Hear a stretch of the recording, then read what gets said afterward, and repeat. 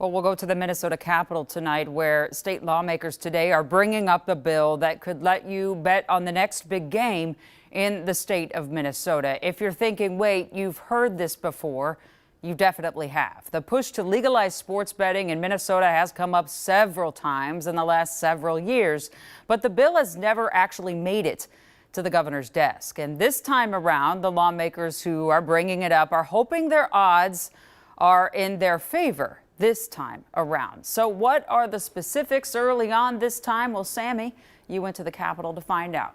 That's right, Jana. And once again, they believe that this is going to be it, that they will finally have the support to do so.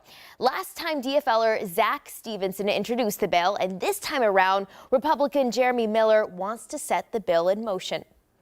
This proposal is good for the tribes, it's good for the tracks, it's good for the professional sports teams, and most importantly, it's good for the people of Minnesota who want to bet on sports. State Senator Jeremy Miller is still finalizing the verbiage, but wants to let Minnesota's professional sports teams and horse racing tracks the option to offer sports betting on site without partnerships from tribes. This is long overdue, and the time to get it done is now. In addition, the bill would allow Minnesota's 11 tribes to offer on-site wagering and a license for mobile sports betting. They could partner with those racetracks or professional teams to expand their opportunities. Finally, the Minnesota Sports Betting Act would allow for a temporary on-site license when major sporting events come to the state, such as the Super Bowl, Final Four, PGA Tour events,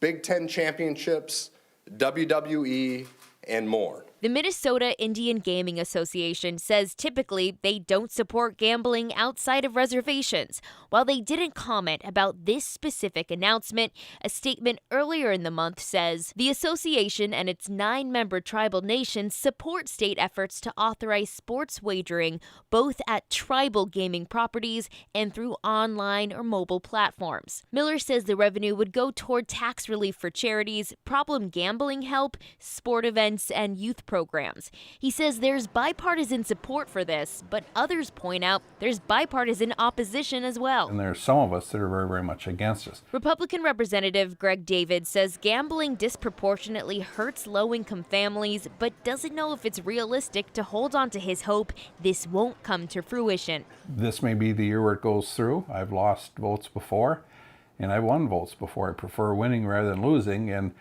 there's a lot of steam on this. But DFLer Zach Stevenson, who has introduced similar bills last legislative session, is thankful Miller is bringing it up again. Quote, Minnesotans deserve the opportunity to safely and legally wager on sports, just as the residents of over 30 other states are able to do.